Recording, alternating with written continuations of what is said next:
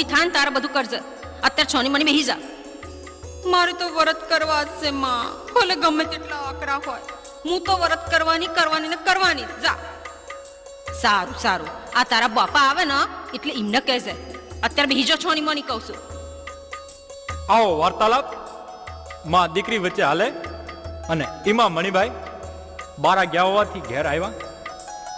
હાશ એટલે ભાઈ આ ભેંસને 4 બાર નાખી કે નહીં?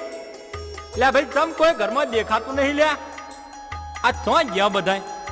આ દીકરી શારદાય ચમ દેખાતી નહીં? રંબા જતી રહી લાગે છે મને તો.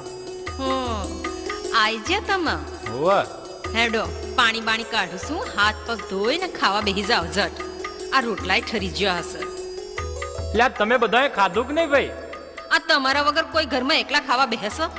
પણ ભાઈ મોડું થાય તો ખાઈ લેવું જોવે. એમ વાટ જોઈશો તો તમે મેર આવશે. હા હેડો તમે ખાવા કાઢો, હું હાથ પગ ધોઈને આવું છું. હાશ આ દીકરી શારદાબા ચમ દેખાતા નહીં કહું છું. આ ઘરમાં સ આજ આ તમારી લાડકી દીકરી છે ને, રીહોણા છે, હઠ લઈને બેઠા છે. શું કરવા ભાઈ?